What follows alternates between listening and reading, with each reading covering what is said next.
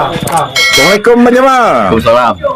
Bang Jamal kan selaku Tuhapeut di Musuh Pulau Merji. Jadi malam ini kok ramai-ramai kali masyarakat Pulau Merji. Ada apa Pak Bang Jamal?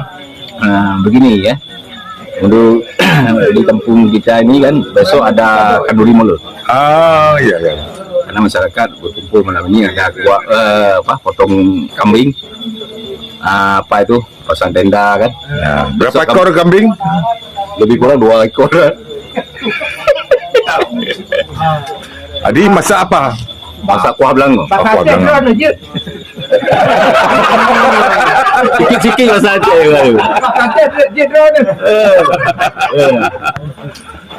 Adi malam ini makan-makan, cara makan-makan. Iyalah. Renyah kita ini. Ada juga kebun ni. Kan ni dah makan. Kembali semua lagi. Kalau kau itu diberikan malam-malam.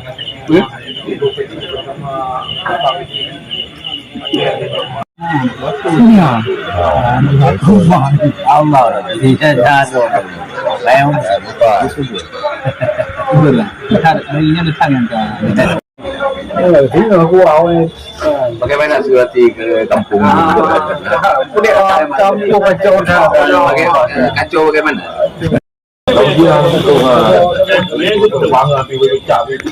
Pindah mangga kan. Ini orang ni lepas kali pindah bang. Kan ya ini orang pergi. Ya.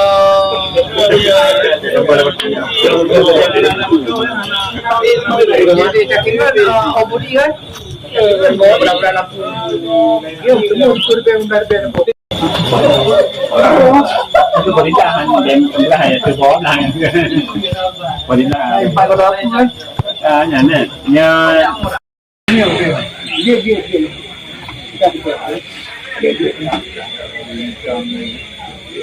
ada.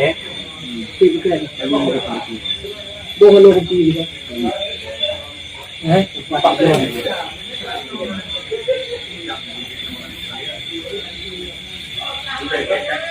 Ini kan.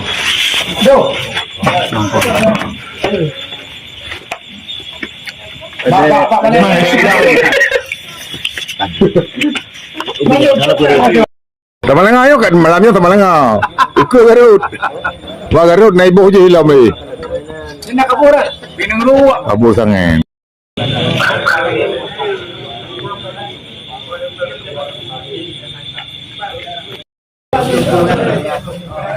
Nahu lampu ah.